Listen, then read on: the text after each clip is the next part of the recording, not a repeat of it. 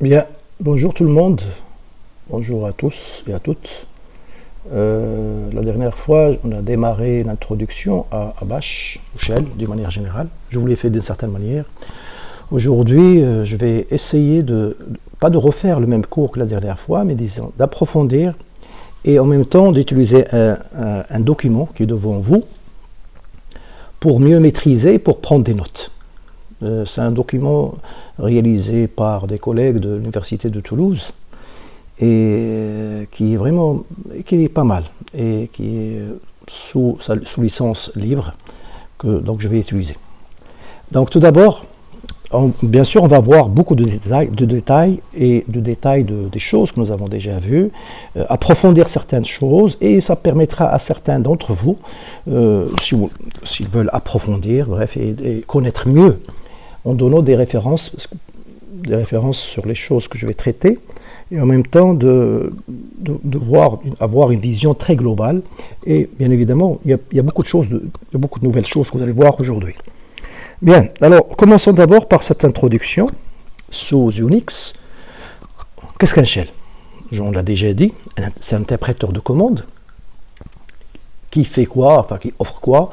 C'est une sorte d'interface entre vous et votre operating system, votre système d'une manière générale, Unix ou tout autre système d'exploitation depuis Unix jusqu'à maintenant, c'est-à-dire les distributions de Linux, macOS, Android, etc., etc. Et même actuellement sur Windows 10, vous allez avoir ce fameux bash, ce shell, on verra vous allez voir qu'il y a plusieurs, et que vous pouvez utiliser.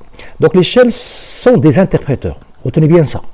Cela signifie que chaque commande saisie par l'utilisateur ou lue à partir d'un fichier, parce que, comme on l'a déjà vu la dernière fois, lorsque j'ai créé un script, est syntaxiquement vérifiée.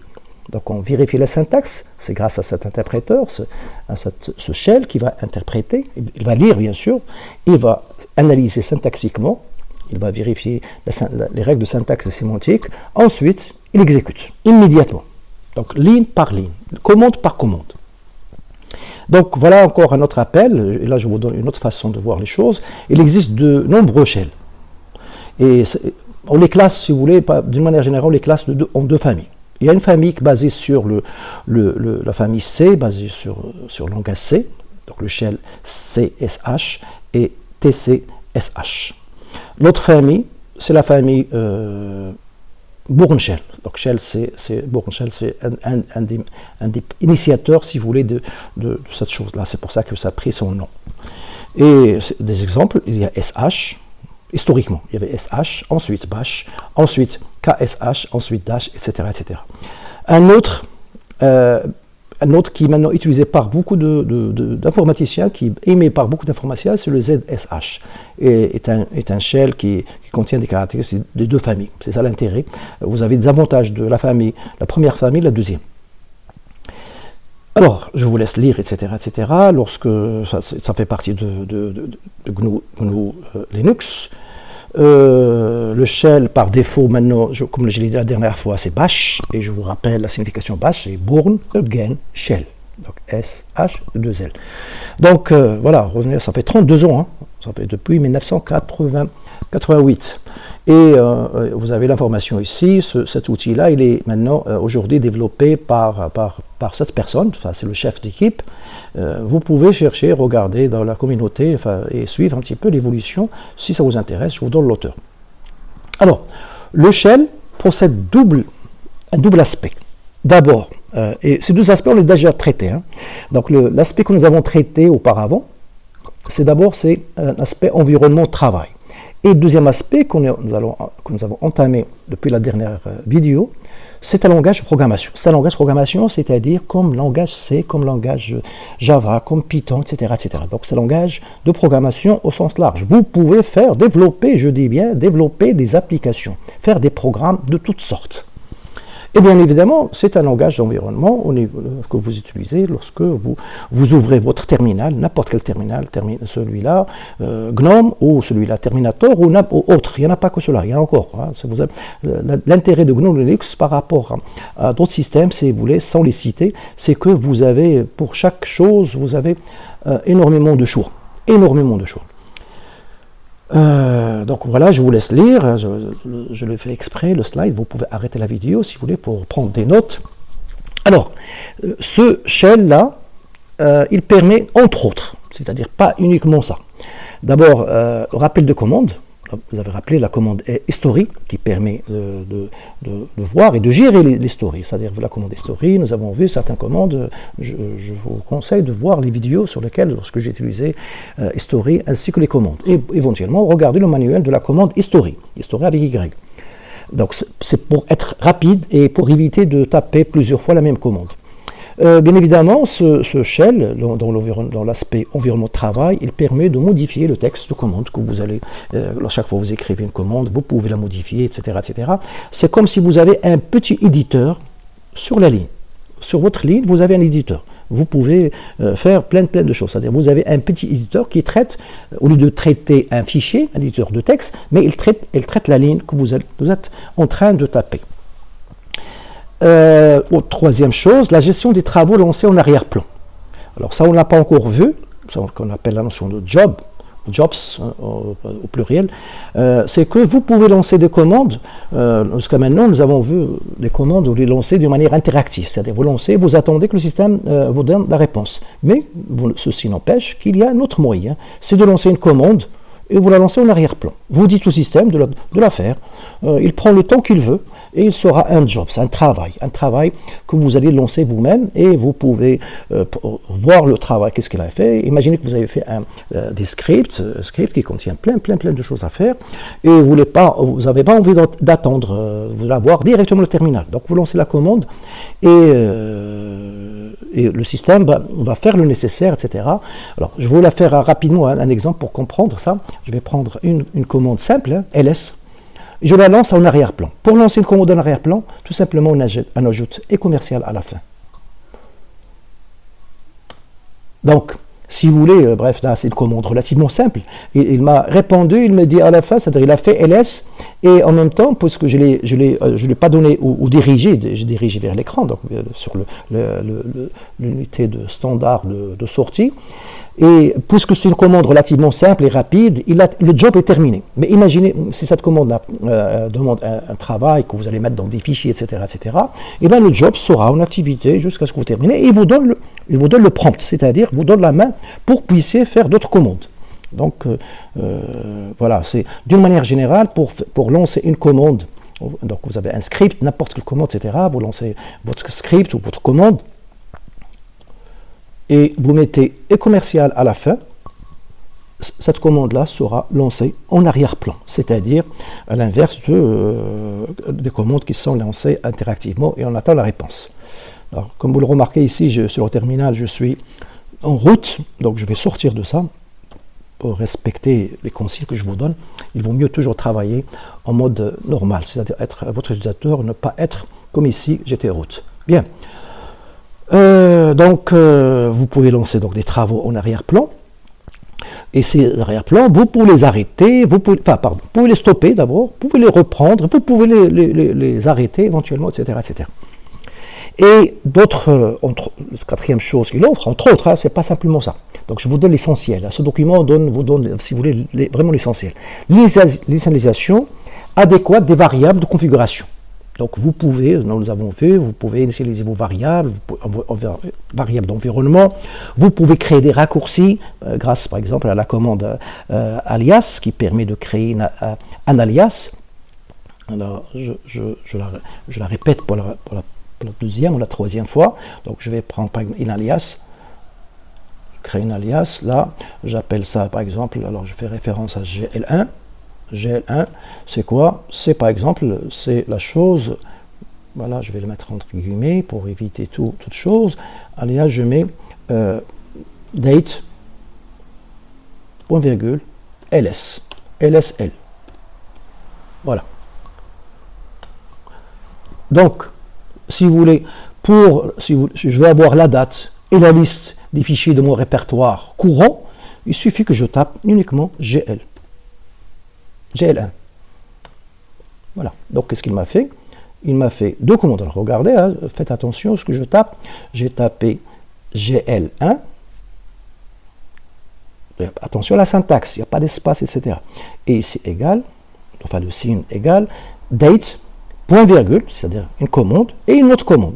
Si vous voulez avoir qu'une seule commande, le point virgule n'était pas nécessaire. Mais ici, étant donné qu'il y a deux commandes, date, etc. Donc chaque fois que je tape GL1, c'est une alias, un raccourci, c'est un moyen d'être rapide. J'ai mis GL1, j'aurais mettre même à la limite G, tout simplement, et ça. Donc là, vous pouvez créer des alias autant que vous voulez, vous pouvez les effacer, créer d'autres, créer des alias dans un fichier, et vous les mettez chaque fois que vous en aurez besoin. Et il suffit de faire appel à ça, GL1, et voilà, il m'affiche la date,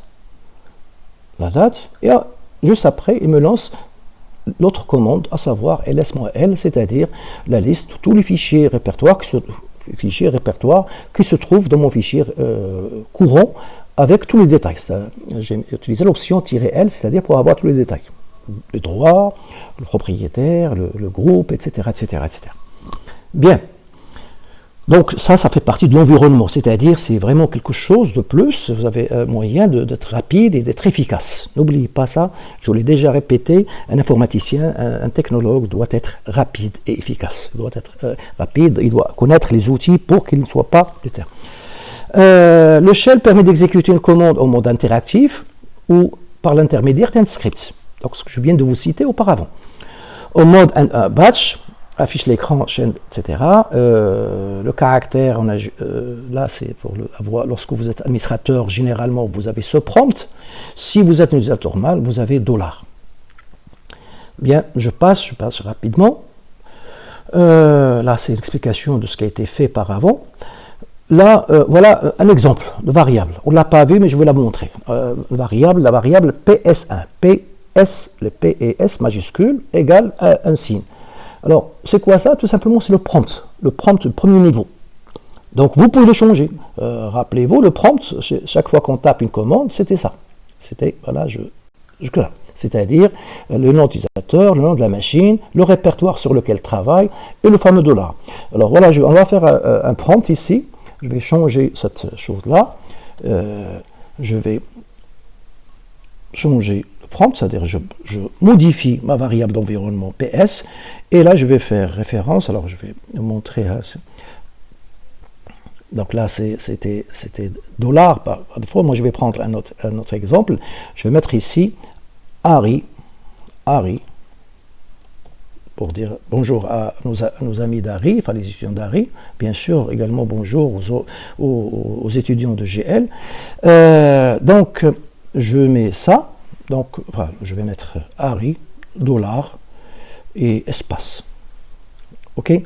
Donc là, et je mettrai cette chaîne-là, bien sûr. Je vous montre au fur et à mesure que je tape, je mets ça entre guillemets. Voilà. Regardez le prompt, je fais un CTRL-L pour effacer l'écran. Maintenant, le prompt m'affiche plus l'utilisateur, arrobas, le nom de la machine, $, etc. Il m'affichera toujours Harry. Pourquoi pas? Oui, si vous voulez. L'autre, vous allez me dire quel est l'intérêt, ou pourquoi pas? Si vous voulez mettre votre filière, votre nom, votre sigle de la société, etc. etc. J'ai mis $, hein. Je pourrais mettre, je vais changer, je vais mettre ici, voilà, le symbole comme ça, plus, enfin supérieur. Chevron fermé. Voilà. Donc maintenant, j'aurai le prompt, ce sera là, dans ma session. Dans sa session. Pourquoi je dis session? Parce que si je ferme la session, le fameux fichier bash.rc initialise cette variable-là et il va me ramener ça. Donc c'est pour ça que je vais quitter cette session, j'exite cette session et j'ouvre un autre terminal pour revenir au prompt qui est donné par défaut.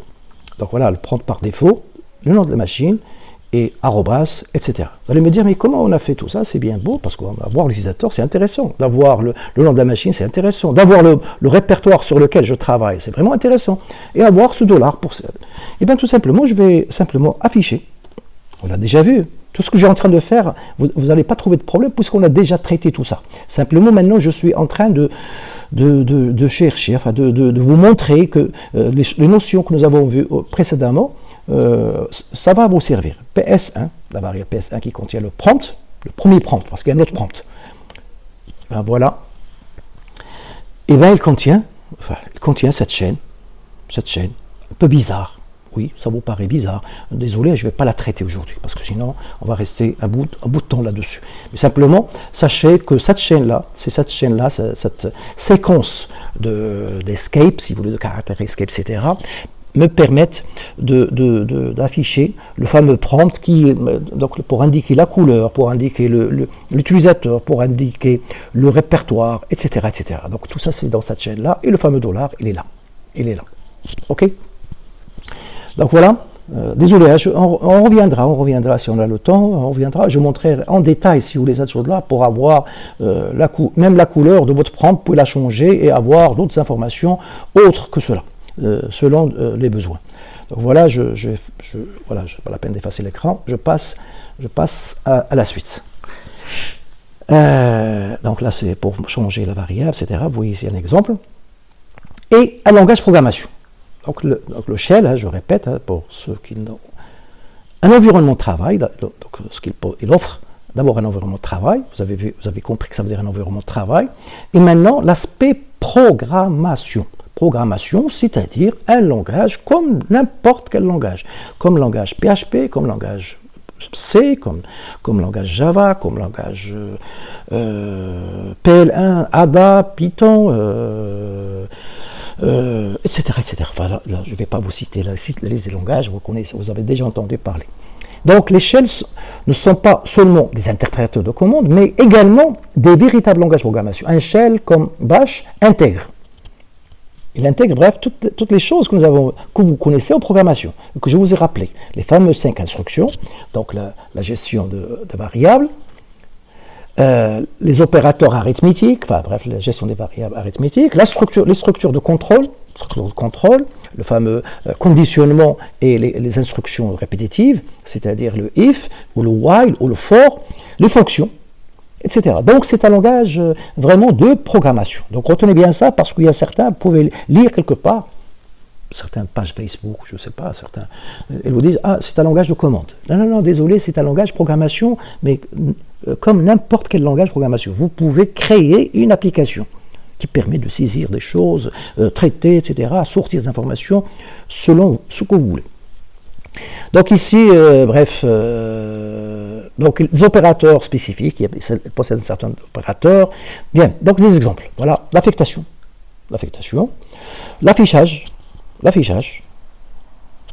Ah, vous allez me dire, mais wow, c'est quoi ça? Echo, dollar, entre parenthèses, etc., etc. Alors, ça sera une occasion à vous montrer, de vous initier sur cette notion, et on va le faire. On va le faire, cet exemple-là, pas un exemple similaire, j'efface l'écran. Je vais créer une variable, je vais l'appeler var, je l'écris var égale 10, et je fais echo,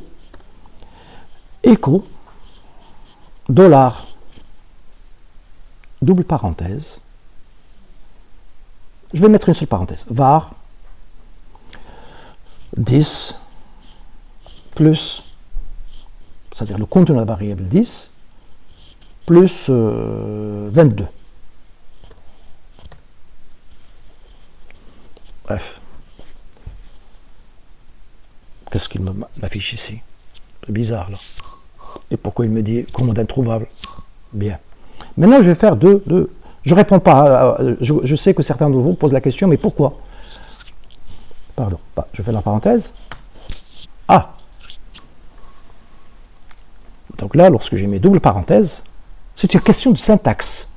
Tout langage, toute langue naturelle, ou informatique, ou autre, possède ces règles de syntaxe. Retenez bien ça.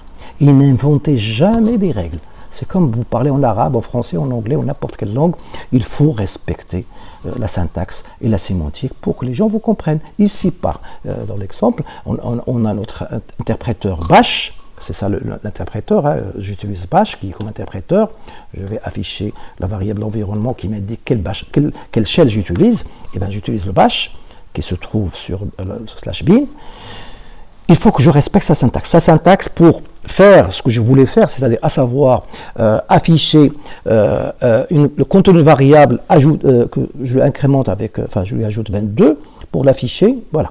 il faut mettre $, c'est-à-dire le contenu, fait référence, là on a déjà vu le dollar quelque chose, mais pour qu'il fasse le calcul, etc., ce calcul-là, eh ben, on verra qu'on peut faire une commande ici, eh ben, il faut double parenthèse ouvrante et double parenthèse à la fin fermante. Voilà, je vais prendre, voilà, j'ai une variable, là je vais prendre une variable 1, je mets dedans, je vais mettre dedans ça, puisque ça c'est le contenu variable. Copier, et je le mets là. Coller. Autrement dit ici, qu'est-ce que j'ai fait? J'ai utilisé l'instruction affectation. J'ai dit le contenu, après avoir calculé cette expression, le mettre dans la variable qui s'appelle var1. Donc maintenant, si je mets écho, le contenu de, si je mets var1, bien sûr, tout le monde a compris, si je mets var1, il va m'afficher, bien sûr, var1. Mais si je veux avoir le contenu de la variable var1, écho, donc c'est pas la peine de la taper, j'utilise l'historique, $.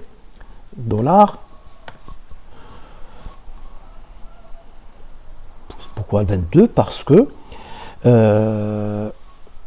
qu'est-ce que j'ai fait là? Non, j'ai fait, voilà, désolé, j'ai fait une erreur ici, var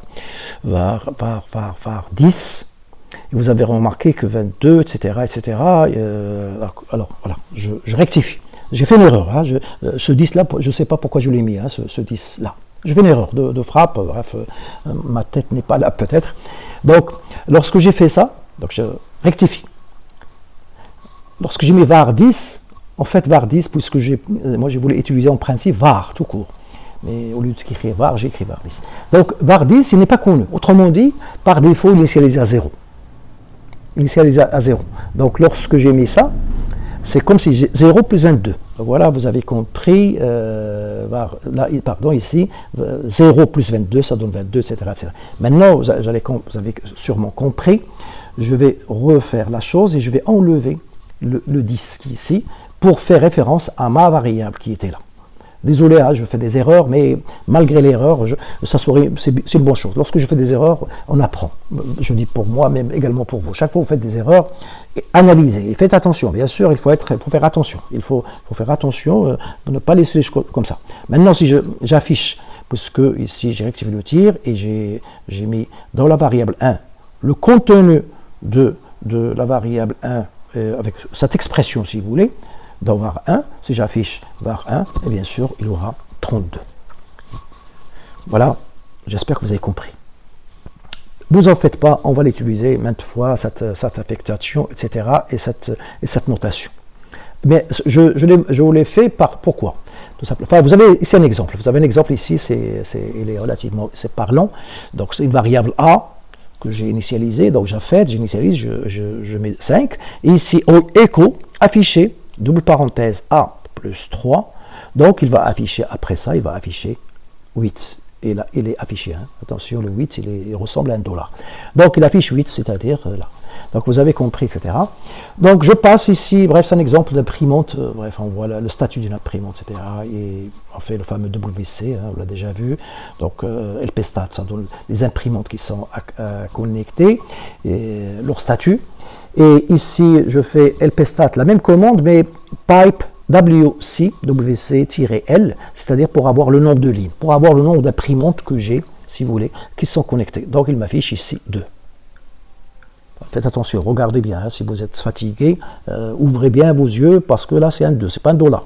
Bien, je passe, pas la peine de rentrer dans ces détails-là, etc. Je vous donne quand même ces informations supplémentaires parce que c'est vraiment intéressant. C'est vrai, il y a certains d'entre vous qui préfèrent la pratique, beaucoup plus la pratique. Certains adorent lorsque je passe au terminal. Oui, je sais bien, je comprends bien, mais il vaut mieux avoir l'aspect théorique pour mieux comprendre, parce qu'on ne peut rien faire de la pratique, quelle que soit la chose que vous faites, s'il n'y a pas une théorie derrière. Alors, Man Echo, hein, je vous la signale, hein, vous regardez là, hein, il y a plein de possibilités que ça offre cette commande-là, ainsi que les expressions que j'utilise. Alors, dans ce paragraphe-là, j'ai envie de vous parler un petit peu de ce langage-là. Quels sont les avantages? Pourquoi j'en parle de cette manière-là, etc. Parce que vraiment, il possède beaucoup d'avantages et vous l'avez senti sûrement. C'est un langage interprété. Autrement dit, c'est pas comme C, il faut terminer le programme, ensuite le compiler, ensuite vous détectez l'erreur. Donc interpréter, vous avez les erreurs au fur et à mesure. Chaque fois que vous avez une commande ou un script, vous allez voir les erreurs au fur et à mesure. Donc vous pouvez les faire, s'il y a des erreurs, vous allez revoir, etc. Donc ce shell, un des avantages, il manipule des chaînes de caractères. Des chaînes de caractères. Vous allez comprendre pourquoi, parce que pour manipuler des nombres, etc., vous verrez que, etc. Donc ça présente un avantage. Il est adapté au prototypage également. C'est un langage qui utilise la lecture standard, il s'adapte, il donne des arguments, c'est-à-dire vous avez appelé toute commande et la forme commande, option, argument. Et l'écriture des résultats, bien sûr, sur la sortie standard et les erreurs sur ça. Alors, je vais être objectif, c'est-à-dire que toute chose dans la vie possède des avantages et des inconvénients. Il n'y a pas une chose qui possède que des inconvénients. Ça n'existe pas. Hein. Vous ne trouvez jamais un objet ou un truc qui a que des avantages. Il y a toujours des inconvénients. Alors, les inconvénients, moi je vous le résume simplement au lieu de lire tout ça. Les inconvénients, c'est que il est très délicat sur la syntaxe. Si vous ne respectez pas la syntaxe, eh bien, je suis désolé. Vous allez avoir des surprises. Je vais prendre, si vous voulez, un exemple. Voilà, je vais prendre un exemple. Voilà, je reviens en arrière.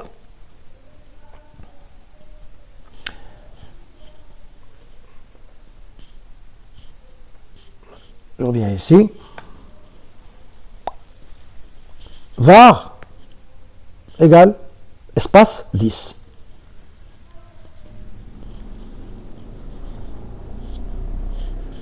Eh oui, je suis désolé. C'est une erreur. Pourquoi? Parce qu'il l'a interprété à sa manière. Selon la philosophie. Donc, le fait d'ajouter un espace, je dis bien un espace, ça change tout. Voilà. Donc là, je refais.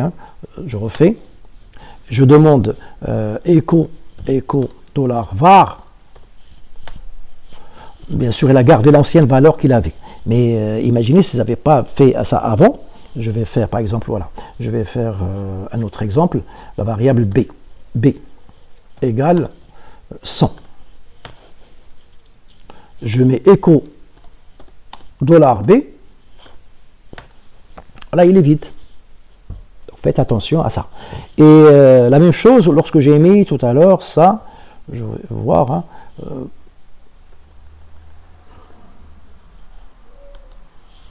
var 1 égale $, etc. Eh bien, l'espace. Il interprète, parce qu'il interprète la chaîne de caractères. Donc, si vous ajoutez le moins de choses, on ne respectez pas la syntaxe, eh bien, vous allez avoir toujours des surprises. Donc là, vous avez vu, var 1 égale $, espace. Et là, ça, à la limite, on pourrait dire qu'il a mis quelque chose. Mais cette parenthèse-là, il n'a pas aimé. Que fait cette parenthèse ici? Donc voilà, pour moi, sincèrement, ce défaut qui est cité ici, ce n'est pas un défaut. Au contraire, ça va avec la philosophie que je vous ai expliquée, parce que moi, personnellement, je suis pour le respect de la syntaxe. C'est pour ça que je vous dis la fameuse règle. La règle C3P, il faut être clair, concis, complet et précis. Ça résume un petit peu. C'est ma façon de voir, peut-être j'ai tort, mais vous allez me dire, mais c'est pas souple. Non, la souplesse, parfois, ça entraîne des interprétations. Bien, ça reste mon point de vue, vous n'êtes pas obligé de partager, d'être d'accord avec moi. Vous êtes libre d'avoir votre propre interprétation des choses.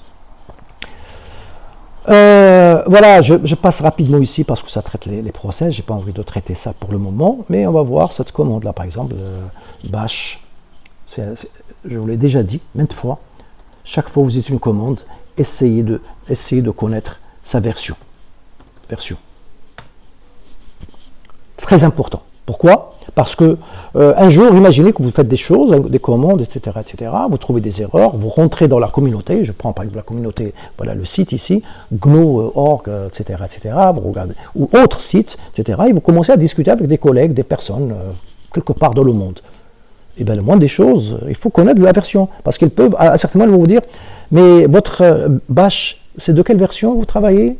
Est-ce que vous travaillez avec la version, cette version-là, 2013, ou, enfin, pas ça, la version, pardon, la version, elle est là. La version 4.3 ou 4.2 ou, 4, ou 3.7, ou, donc il vaut mieux, chaque fois, essayer de connaître la version de tout. Et soyez précis.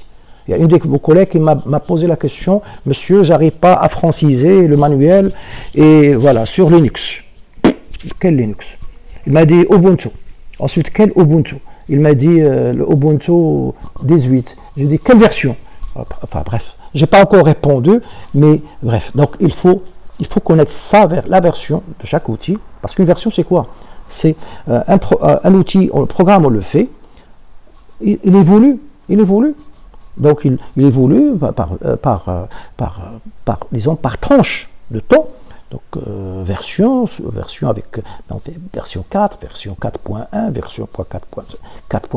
Ensuite on passe à un autre niveau plus, version 5, .0, .1, etc. Donc faites attention, je ne vais pas vous expliquer un petit peu comment on gère les versions, comment on nomme les versions, mais peut-être qu'un jour on aura l'occasion de traiter ça pour que vous sachiez. Donc voilà, là par exemple, la version qui est sur ce document-là, c'est la version 4.2.24. Moi j'ai la version 3. Donc vous aussi pouvez avoir une version peut-être comme la mienne, ou sinon plus récente. Hein, c'est possible que vous avez plus récente, parce que moi j'utilise la version Ubuntu 16.4.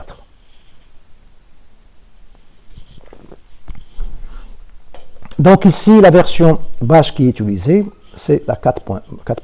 Donc là, cet aspect-là, si vous voulez, c'est de release, il est vraiment minime un petit peu, mais dans tous les cas, c'est important. Syntaxe de commande. C'est un rappel, hein, c'est un rappel. Cette phrase-là ne devrait pas vous trouver. Donc bien sûr, une commande. Donc là, ici, le nom de la commande. Ensuite, bien sûr, il faut donner le chemin. Parce que parfois, bien sûr, le chemin, si ce n'est pas donné, le système va le chercher dans la variable path. Mais parfois, vous pouvez indiquer le chemin complet. Bien sûr, les options et les arguments.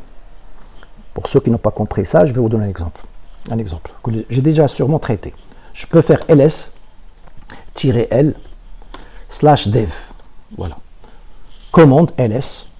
Là, l'option, c'est -l. Et l'argument, c'est-à-dire quel répertoire je veux le répertoire /dev. Voilà. Il me donne ce répertoire. Je peux changer de répertoire. Je peux donner deux arguments, /dev et /var. Donc voilà, il m'a donné là les deux. Il m'a donné /dev et /var. Hein. Ça c'est /dev. Voilà, je monte parce qu'il y a beaucoup de fichiers dans ce répertoire. Pourquoi j'ai mis cet exemple? Donc je descends.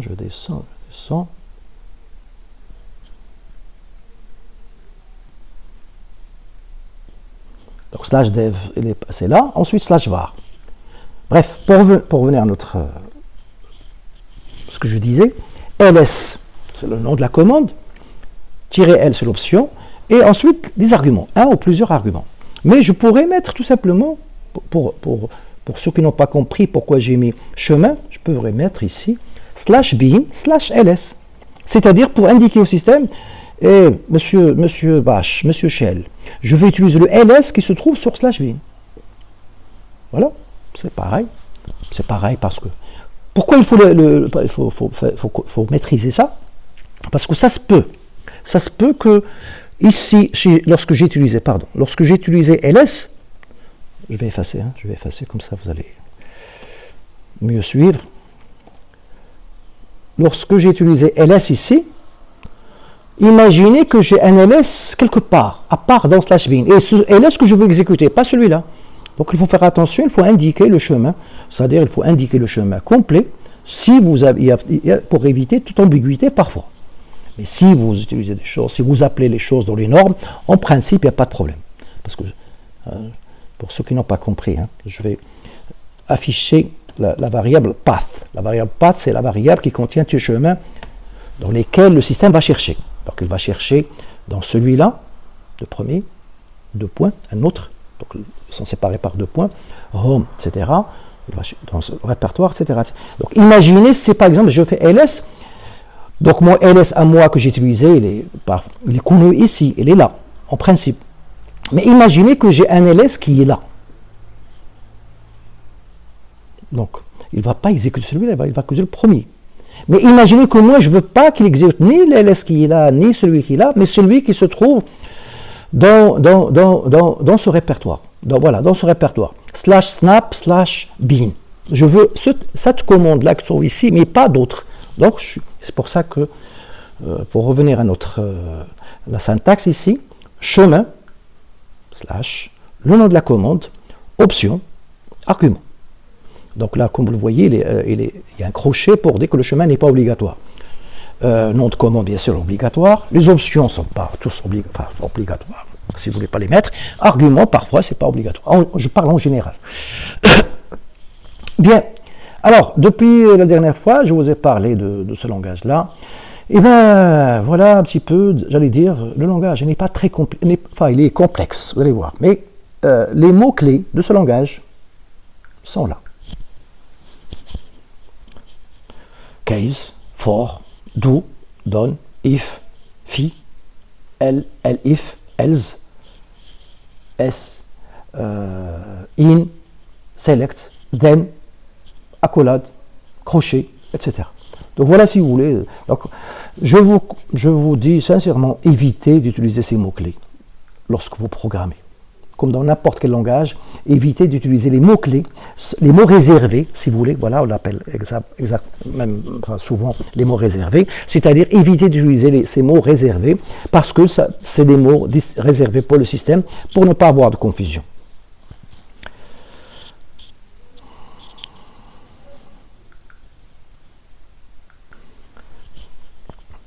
Bien, donc on va voir un petit peu l'explication de ça. On l'a déjà traité, mais bref, je me répète, mais je me répète pour préciser. C'est pas par hasard, je me répète, c'est pour préciser, permettre les points sur les i. Donc, le nom de la commande est le plus souvent le premier mot dans une commande. Voilà, c'est en général, c'est l'action que vous indique. Une option est généralement introduite par un tiré. Un seul tiré et option. Donc, une option, c'est un caractère. Si par hasard, votre option, vous voulez utiliser un mot, eh bien, il faut faire double tiret. Par exemple, là, pour double tiret, dire version. Si vous mettez un seul tiret, il va interpréter ça comme V comme option, E comme version, R comme option, S, etc. etc. Donc, faites attention à ce détail-là, etc. Et alors, là, il parle de tabulation, tabulation horizontale, etc., espace. Je vais mettre ici, je vais rappeler pour ceux qui ont oublié peut-être, ou ils n'ont pas fait attention, ou ils n'ont pas pris les notes, je vous signale qu'il faut prendre des notes le maximum possible. Le maximum possible. Je vais mettre ici, par exemple, A. Et je mets tabulation. Tabulation, hein, je vous la montre, la montrer, cette tabulation. Parce qu'on ne sait jamais, hein, il y a certains qui vont me dire c'est quoi cette tabulation-là. Bref, c'est... La tabulation, c'est ce caractère-là. J'attends que le clavier s'affiche. Voilà. Tabulation, c'est ce caractère-là. Donc vous avez soit ça, soit une flèche dans ce sens et une autre flèche dans l'autre sens. C'est la tabulation. Donc je vais l'exécuter avec ce clavier visuel. Regardez, donc c'est comme si j'ai tapé A et double fois tabulation. Il me dit, voilà, display all, parce qu'il y a 111 commandes qui commencent par A. Je dis yes. Voilà. Il m'affiche ici 111 commandes qui commencent par A. Donc, en particulier, il y a le fameux apt-get, il y a apt-key, bref, il y en a pas mal. Il y a add group, c'est-à-dire pour ajouter un groupe. Il y a, il y en a un paquet. Il y en a 111. Bref, je m'arrête là. Je vais fermer ce clavier-là, vous avez compris. Et donc, ça, c'est valable pour n'importe. Je mets par exemple maintenant B. 2 fois tabulation. Voilà les commandes qui commencent par B. Donc, il y a tout un paquet de commandes. Hein. Il y a des commandes... voilà, il y a bash, voilà, par exemple. Il y a cet outil-là qu'on va voir par la suite. qui permet de faire des calculs. C'est vraiment un outil de mathématiques, enfin, qui fait des calculs arithmétiques, etc., etc. Il y a des outils ici qui me permettent de zipper, etc. Il y a Browse, etc. Il y a Brick qui permet de le brick comme C. Il y a BG qui permet de background. Bref, il y a Bind. Bref, il y a pas mal de commandes. Donc je mets la même chose, C, je mets C ou D, ou même je mets deux caractères. Là, je mets enfin je mets FE. Voilà, FE. Et je fais 2 fois tabulation. Il m'affiche ici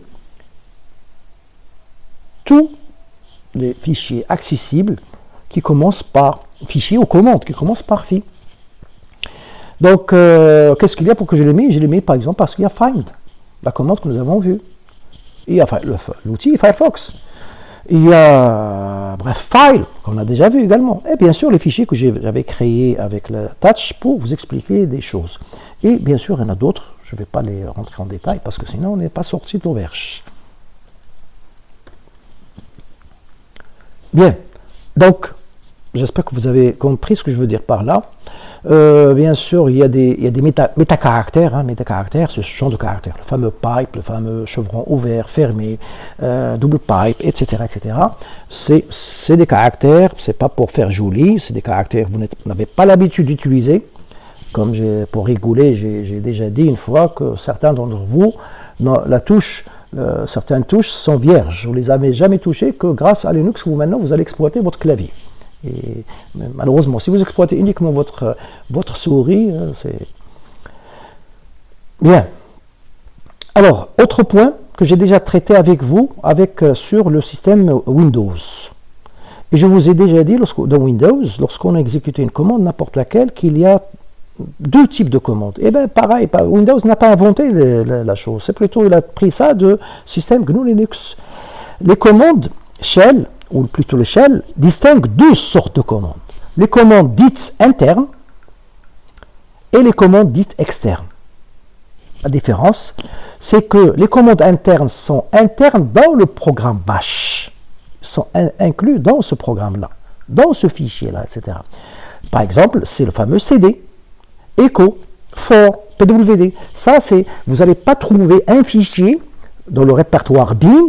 Il n'y a pas un répertoire, dans le répertoire bin, vous n'allez pas trouver un fichier qui s'appelle for, ou pwd ou cd.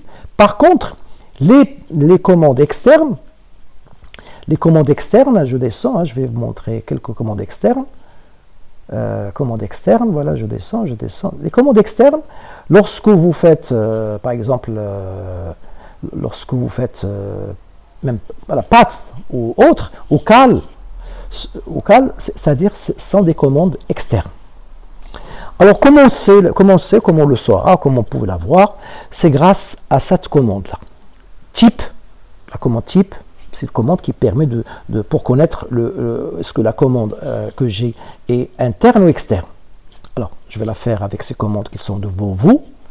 Je vais faire type -t cd. Et il me dit c'est built-in. Built-in, c'est-à-dire c'est pour signaler, le bash me répond, c'est une commande interne. Maintenant, si je fais type ls, il me dit c'est un alias. Si je fais find, donc soit une alias, soit file.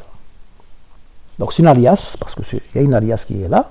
Sinon, enfin, généralement, si la commande n'a pas d'alias, par exemple find, c'est une commande externe. Donc il doit vous répondre, en principe, il va vous dire file. Donc les commandes internes, lorsque vous faites type, vous avez built-in. Les commandes externes, autrement dit, il y a un fichier, je veux faire ls-l bin find.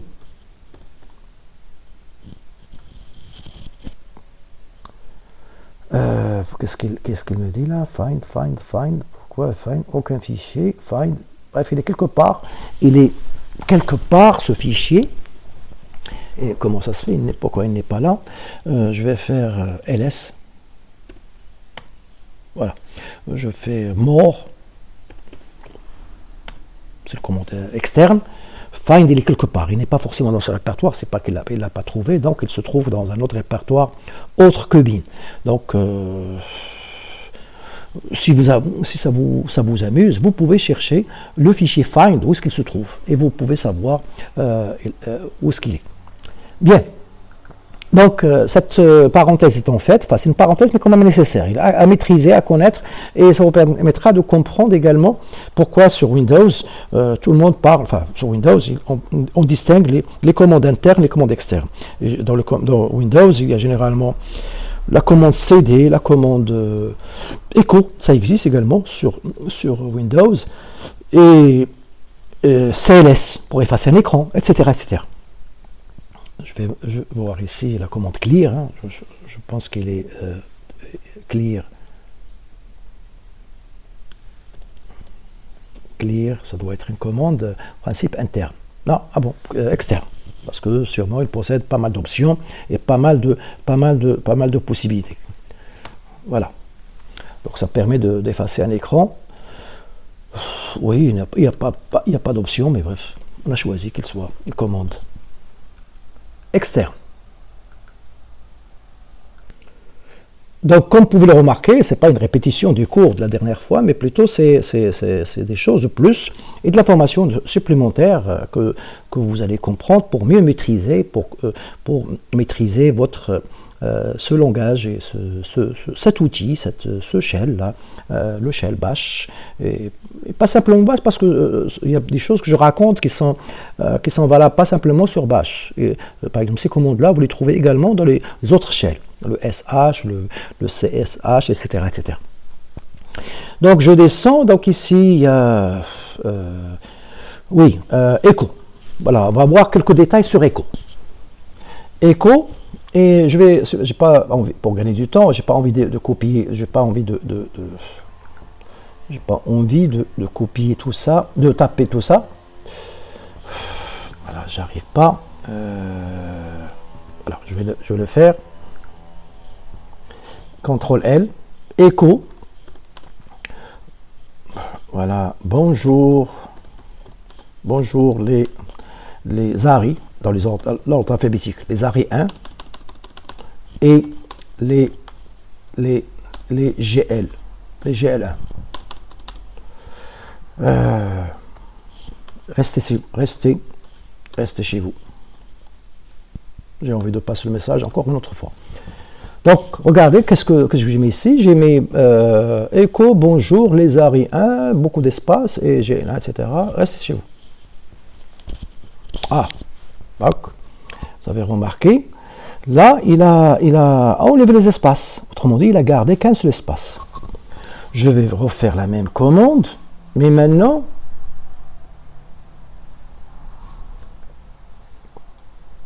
je mettrai entre double côte, pardon. Double côte. Ah, là, il m'a gardé les espaces que j'avais mis ici. Les mêmes espaces ici, vous pouvez les compter, c'est pareil. Là, ici et là, c'est pareil, etc. Je mets simple côte. Simple côte. Je vais à la fin. Je ferme avec simple côte. Pareil. Vous allez me dire, mais d'accord, c'est pareil. Le double côte et simple côte. Non, c'est pas pareil. Vous allez voir ça par la suite. Pour le moment, ils sont kiff-kiff.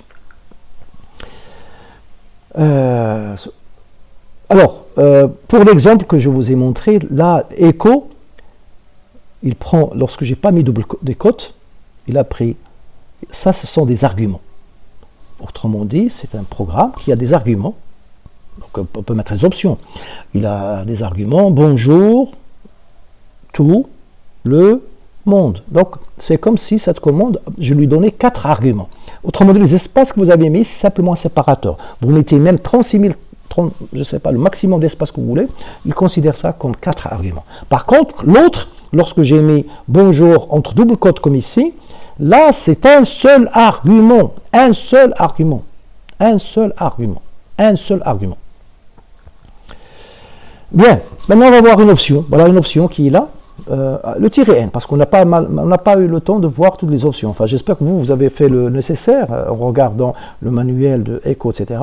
On va voir quelques options. Donc là, je vais refaire ça, je vais effacer, je dis bonjour, bonjour tout le monde. Voilà, pour ne pas faire différence. Bonjour tout le monde. Tout le monde. Bien. Ah, bonjour tout le monde, je sais pas, qu'est-ce qu'il me met là? Et voilà le deuxième. Il y a beaucoup d'entre vous qui me disent, il parle du premier prompt. Est-ce qu'il y a un deuxième prompt? Eh bien voilà le deuxième prompt. Ça c'est un deuxième prompt. Je ferme. Voilà, il m'affiche ça. Récapitulons. Je vais effacer ça, je vais mettre ça normalement. Echo bonjour tout le monde. Voilà, il affiche ça. Maintenant, je vais ajouter une option. Tirer N. Quelle est la différence? La différence est simple. Ne cherchez pas trop. Tout simplement, je demande d'afficher, de faire un écho, si vous voulez, pour retenir ça. Bonjour tout le monde, mais sans retour à la ligne. Tout simplement. Donc, il a affiché bonjour sans retour à la ligne. C'est pour ça qu'il m'a mis ici, là, avec retour à la ligne. Il a retourné à la ligne, et bien sûr, le prompt est venu. Là, il a affiché bonjour tout le monde sans retour à la ligne. Donc, c'est pour ça que le prompt, mon prompt, là, est collé au message. C'est bon? Je vais voir s'il y a un help, un echo help. Normalement, non. Echo help, il m'a affiché help, enfin, tirer H, un seul H, on va voir. Voilà. Manuel echo.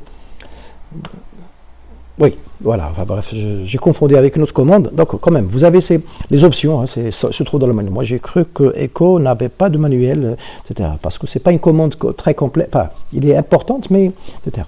Donc, voilà le manuel. Qu'est-ce qu'il dit? L'option N, ne pas effectuer le saut de ligne à la finale. Là, on va voir l'intérêt de cette chose-là, c'est-à-dire interpréter les caractères déspécifiés par une contre oblique. Contre oblique, bref, c'est traduction d'anglais vers le français qui n'est pas fameuse. Ne pas interpréter les caractères déspécifiés par une contre, etc., etc. Et voilà les autres options ou les autres arguments d'écho qu'on verra par la suite.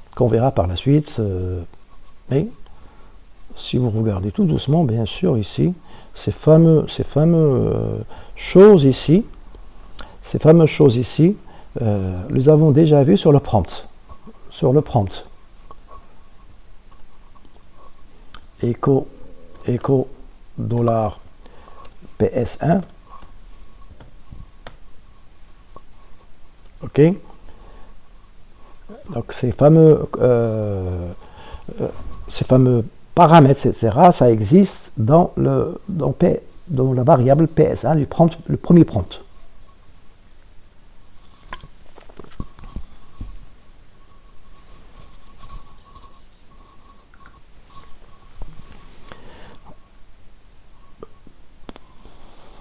Bien, les commandes composées. Comme tout langage, il possède des instructions qu'on appelle composées ou des structures. Donc pour ce langage-là, si vous voulez, pour C, vous avez case et case of, je pense, if, then, else and if. Là, c'est if, phi. For, pour terminer, c'est done. Select, done. Until, done. While, done, etc. C'est-à-dire que les commandes composées, lorsque vous mettez un case, vous mettez un if, voilà, je prends le if, voilà, pour comprendre, simplement, lorsque vous mettez un if, il faut obligatoirement avoir un phi, c'est-à-dire fin de if, chacun pour indiquer, voilà ma structure, voilà mon bloc, il commence là, il se termine là. Si vous allez utiliser un for, il va être pareil, à un certain moment, il faut qu'on voit que le système, le bash, trouve un done. Parce que sinon, si vous ne mettez pas done, il va considérer que toutes les instructions après for, c'est des instructions répétées. Mais vous, non, c'est sûrement, vous les répétez for ou while uniquement pour un bloc.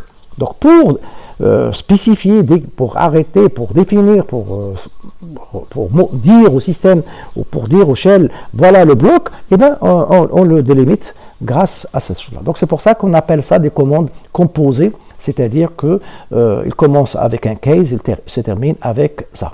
Donc là, c'est pour vous allez vous dire pourquoi on appelle ça ESAC. Eh bien, tout simplement, on a inversé le E, S, A, K. Là, le if, on a inversé F, if, on le lit de droite à gauche, phi, etc. Donc, for, non, il n'y a pas of, mais bref, s'il y a un don, until, don, enfin, toutes ces commandes-là se terminent par don. Les commandes externes, donc, n'oubliez pas, lorsqu'on parle de commande externe, faut toujours retenir la fameuse variable path, ou la commande path, hein, je dis variable path ou la commande path. Commande path, non. Malheureusement, ça n'existe pas, c'est une commande, oui, j'ai confondu avec Windows. Windows, oui, il possède la variable path et la commande path. Donc là, sur GNU Linux, enfin, moi, je n'utilise pas. Bref, mais j'ai essayé, j'ai tenté, mais ça n'existe pas. Ça veut dire qu'il a compris que, etc. Donc, pour connaître le path, tout simplement, il faut afficher echo variable path. C'est le live, hein, ça se peut. Il y a des commandes que je n'ai pas testées, hein, parce que je réfléchis, je parle et je manipule la souris, etc. Donc, c'est pour ça, parfois, j'utilise des choses. J'avais toujours pensé qu'il y a une commande path sur GNU Linux.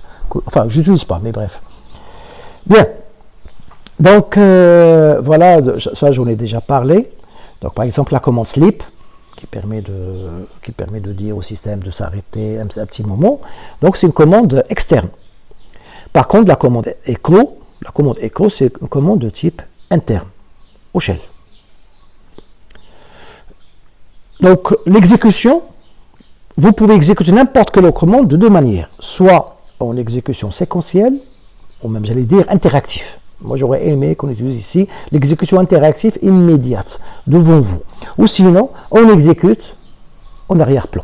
C'est-à-dire qu'on lance la commande et le système nous donne le prompt, nous donne la main pour pouvoir faire autre chose, sachant que la commande qu'on a lancée, il tourne en arrière-plan. Pour ceux qui ne comprennent pas ce terme en arrière-plan, je vous donne un exemple. Moi, je suis en train de parler. Donc là, si vous voulez, c'est séquentiel. Mais en arrière-plan, je respire. En arrière-plan, mon cœur bat. Mon arrière-plan, j'écoute. Donc, mais ce que je suis en train de faire, c'est que je parle. Donc, vous m'écoutez, j'exécute, je pense, bien sûr, mais je parle avec vous, vous m'écoutez. Mais il y a un organe chez moi qui tourne en arrière-plan. C'est quoi cet organe? C'est mes poumons. Ils me permettent d'alimenter mon sang en oxygène. Sinon, si je n'ai pas ce processus en arrière-plan, je suis désolé, je vais arrêter de parler. Autrement dit, je dirais au revoir dans un autre monde. Bien, je rigole. Donc, deux modes d'exécution peuvent être distingués, l'exécution séquentielle ou l'exécution en arrière-plan.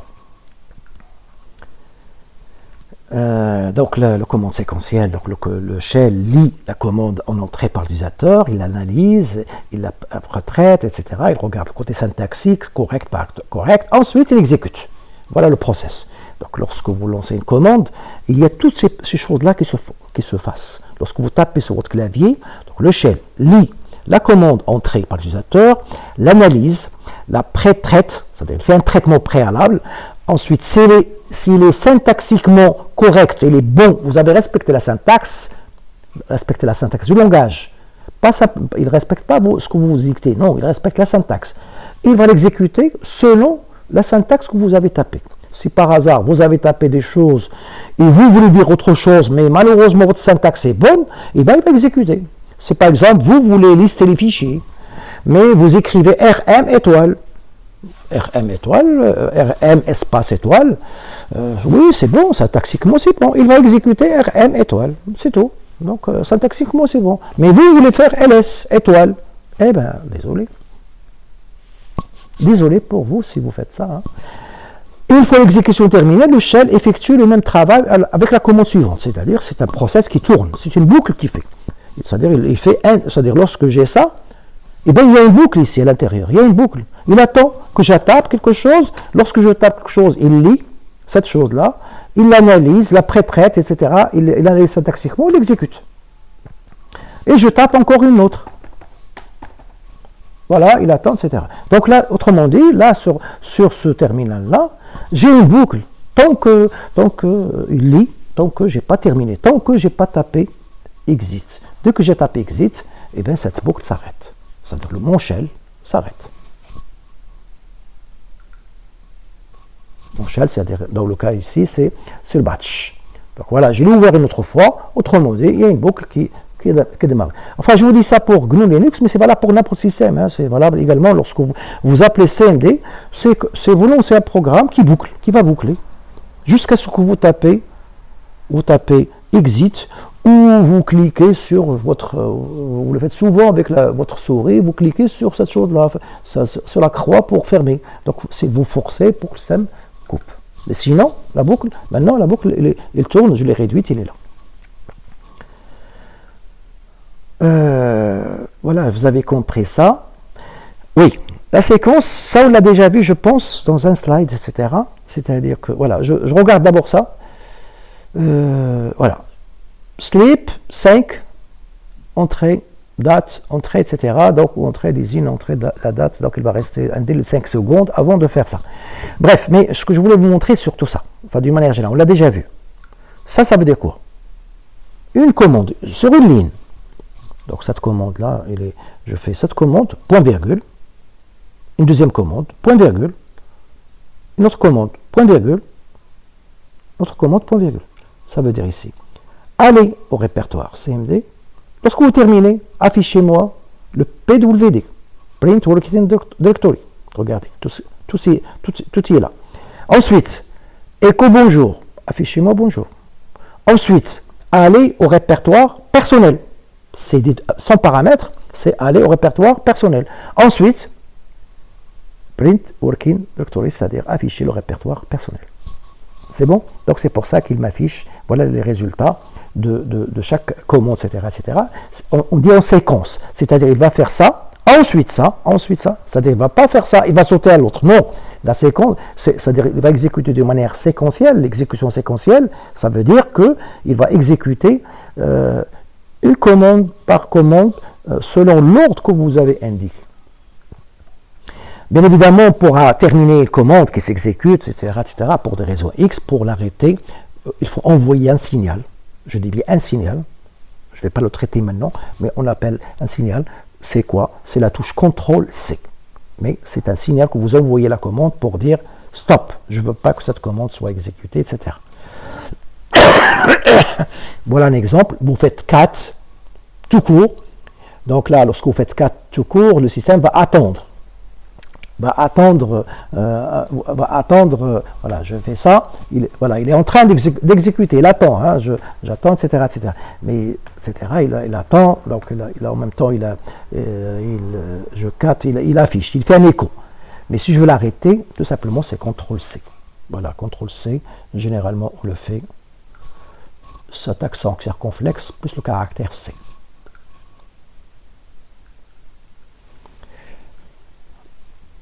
Voilà, ici, on dit au système va dormir,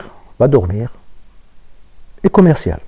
Donc, c'est un job, un travail, il va dormir un petit peu, et en arrière-plan. Les commentaires, on l'a déjà vu. C'est un langage, on est en train de voir le langage, n'oubliez pas ça. On est en train de voir le langage bash, le shell, de son nom, le cas particulier traitant, qui est le plus utilisé, que vous avez tous sur vos distributions, c'est le langage bash. Donc le commentaire, on l'a déjà vu, c'est un dièse. Un dièse. Et tout ce que vous mettez ici, voilà, je prends un exemple, hein, voilà, pour comprendre ce que je raconte. Je prends ici, bref, une commande que j'ai déjà traitée, hein, voilà, par exemple celle-là. Écho, etc. Écho, bonjour tout le monde. Imaginez que je fasse ça.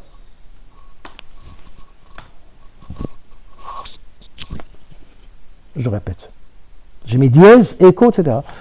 Il ne va pas l'exécuter, c'est un commentaire. N'oubliez pas, c'est un langage. Donc, dans tout langage, lorsque vous voulez une instruction, vous voulez pas que ça s'exécute, eh ben, mettez là, ou mettez au début quelque chose qui indique comme un commentaire. Comme ça, le système ne va pas l'exécuter. Ça sert pour la mise au point. Parfois, vous avez un morceau qui marche ou qui ne marche pas, etc. Vous pouvez mettre le considérer comme commentaire pour passer à autre et pour suivre l'exécution.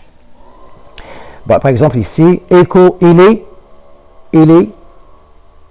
un commentaire. Donc, soit qu'on est en tant que début de commentaire, on doit être inséré à l'intérieur d'un mot. Pour que le caractère dièse soit reconnu en tant que début de commentaire, il ne faut pas l'insérer. Donc oui, le commentaire, oui, c'est une remarque quand même nécessaire, etc. Si vous mettez dans une commande à l'intérieur le caractère dièse, eh bien, il ne sera pas considéré comme commentaire.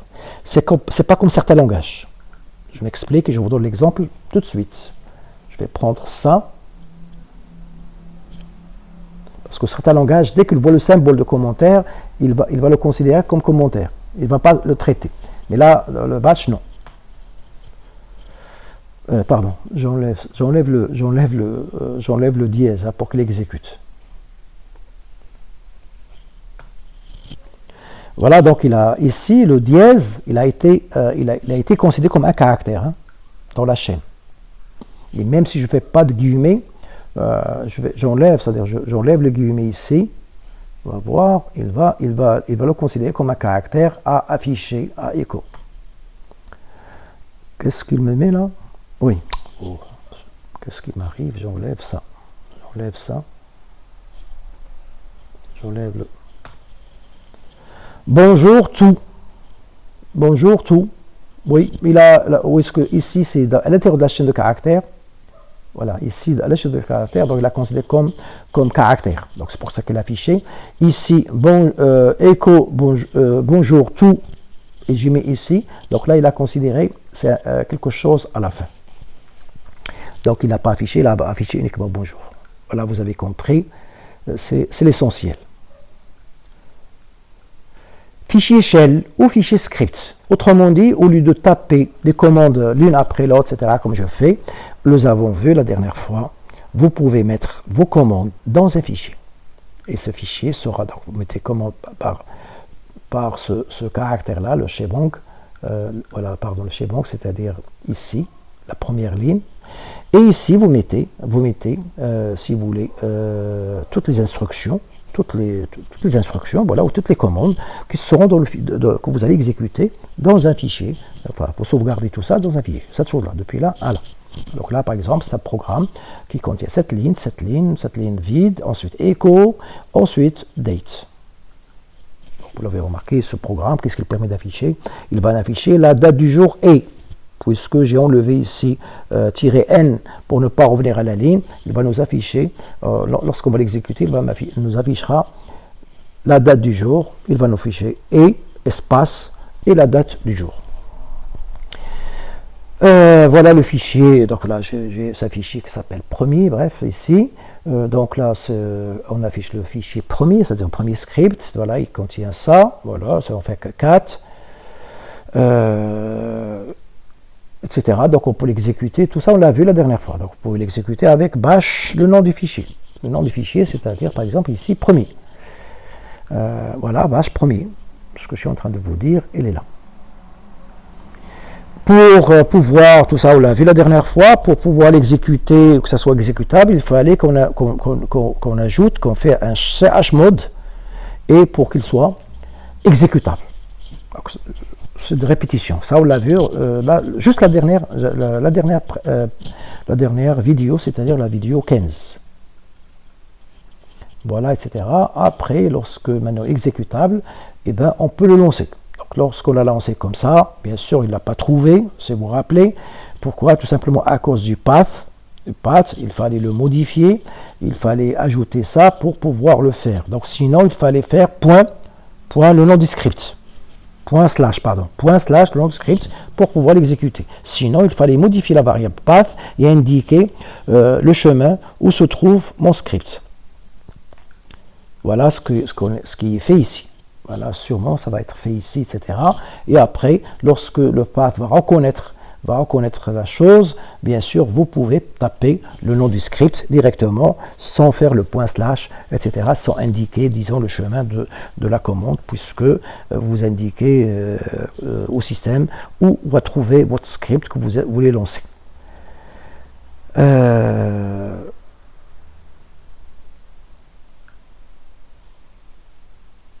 Oui. Ça, on va le traiter, bref, peut-être, etc. Mais ça, c'est quelque chose dont il faut faire attention. Faire attention. Qu'est-ce qu'il raconte ici? Enfin, c'est vrai, ce point, on ne l'a pas traité la dernière fois, mais c'est l'occasion que je vous en parle rapidement. On a vu la commande test. Vous vous rappelez bien, c'est une commande interne de bash, test, avec un paramètre test-f, test-d, suivi d'un fichier ou d'un répertoire. Bref, test, on l'a vu, test-s, rappelez-vous, c'est pas la dernière commande, enfin c'est pas la dernière vidéo, c'est la bonne dernière. C'est une commande. Mais imaginez que parfois certains utilisateurs appellent leur script test. Ça arrive, voilà, il y a parfois certains utilisent, voilà, je vais créer un test, un script. Ils l'appellent par hasard le nom d'une commande. Donc là, il faut faire attention, qu'est-ce qui va se passer, etc., etc.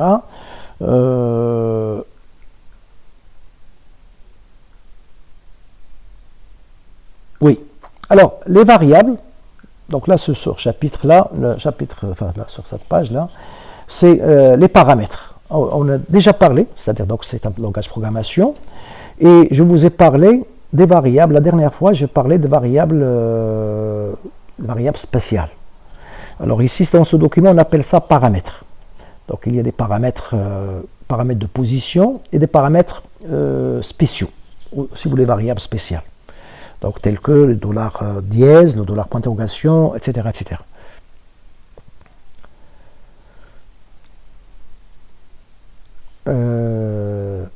Les variables, donc ça c'est un rappel, vous avez dans tout système dans Linux, vous avez des variables système, ils sont tous écrits en majuscules, PS1, majuscule, path, home, IFS, etc., etc., terme.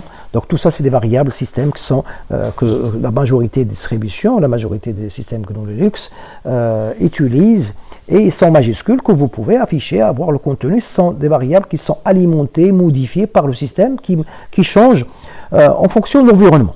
En fonction de l'environnement. Si vous changez de répertoire, il y a certaines variables vont changer.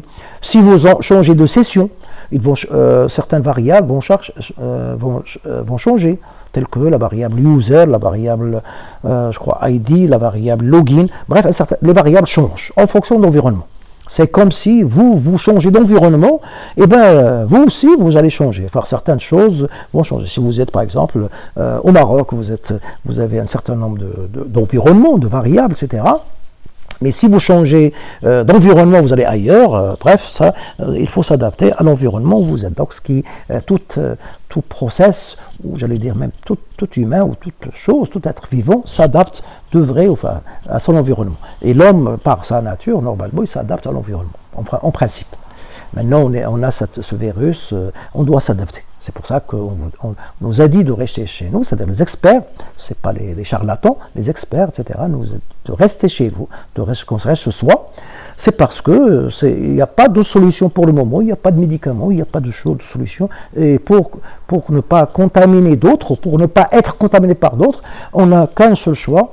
Au lieu d'être un très grand ensemble dans la nature, eh ben, il vaut mieux être des sous-ensembles, des petits ensembles de 5 personnes, 7, 8 personnes, pas plus, pour ne pas contaminer les autres, parce qu'on ne sait pas qui est contaminé, qui ne l'est pas. Et surtout lorsqu'il n'y a pas de test. On vient maintenant justement des tests. Le langage shell possède les moyens pour tester les fichiers, les variables, etc. Bien, ces variables-là, donc nous les avons vues, il y a des variables utilisateurs. Variables utilisateurs, vous pouvez les noter comme vous voulez, donc généralement les notes minuscules. Les variables système, donc c'est des variables définies comme cela. Ou même parfois, système, je dis parce que lorsque vous installez certains logiciels, certains outils, vous allez voir que ces logiciels vont créer des variables. Ils seront généralement majuscules. Donc, par exemple, si vous installez sur une machine serveur Oracle ou je dis n'importe, un proxy, ou vous installez des choses, vous allez voir que ces logiciels créent leurs variables propres et ces variables seront bien sûr gérées par ce système-là.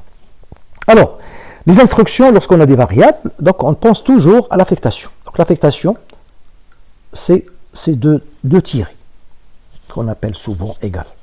Et pour affecter, il y a également une commande qui s'appelle read, parce que la lecture permet, c'est une commande qui permet d'affecter. C'est quoi lorsque lire une information? Tout simplement, une information, c'est mettre cette information dans une variable. Parce que pourquoi on la lit? Parce qu'on a besoin de la réutiliser. Donc, si vous voulez, la lecture, c'est en réalité, c'est une affectation. Donc, l'affectation et la lecture, voilà la syntaxe d'une manière générale, c'est simple. Le nom, pas d'espace, pas d'espace. Regardez bien, la syntaxe, je sais que certains de vous ne tiennent pas compte de ça. Nom de la variable, pas d'espace. 2 tirés. Et la valeur. Nom, variable, etc.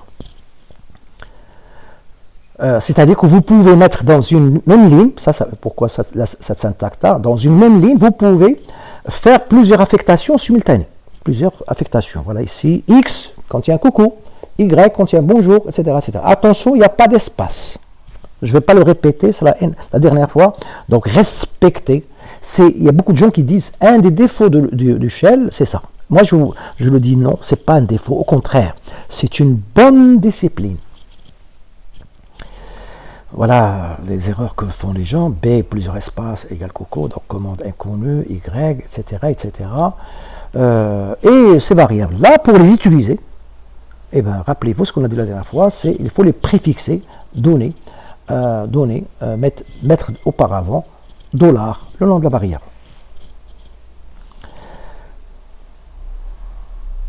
Donc, si vous mettez la concaténation, là, si vous voulez, mettez le nom d'une variable, enfin, $variable, c'est comme si vous dites, prenez cette variable, puisque c'est une chaîne de caractères, le système considère comme chaîne de caractères, il va lui coller le contenu de la variable. Autrement dit, si la variable X contient coucou, et la variable Y contient bonjour, et lorsque vous mettez X reçoit le contenu de X plus le contenu de, enfin pas plus, contenu de X, contenu de Y, il n'y a pas d'espace ici, et bien qu'est-ce qu'il va faire? Il va concaténer le X contiendra, après cette instruction-là, coucou, bonjour. Donc toute cette chaîne-là, voilà.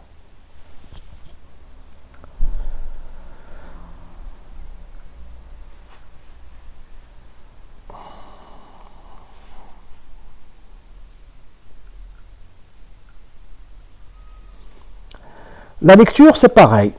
Donc, vous mettez lire, variable. Voilà, la syntaxe, généralement. Donc, lire, A, espace B, espace C, espace D, espace, etc. Il va lire les variables. Donc, là, lorsque vous exécutez ça, le système va attendre que vous introduisez deux choses. Bonjour, par exemple. Monsieur, etc., pour qu'il fasse l'affectation, parce que le premier va être affecté à la première variable, deuxième, etc.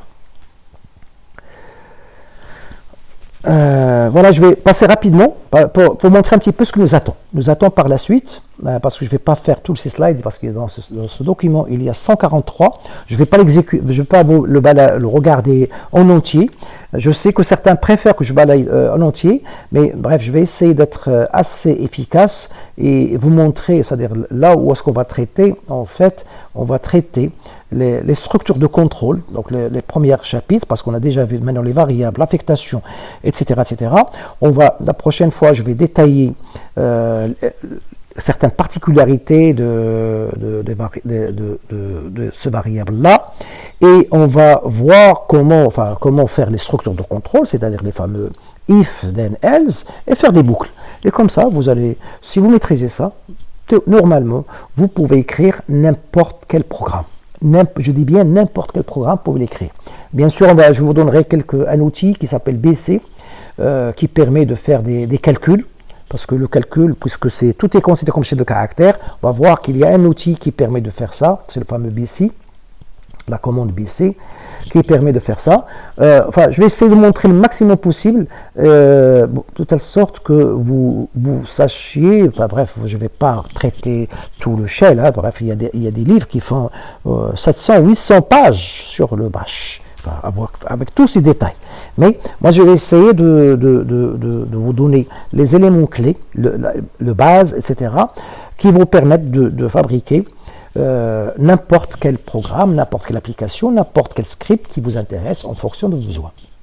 Bien, sur ce, je vous dis merci, au revoir et restez chez vous.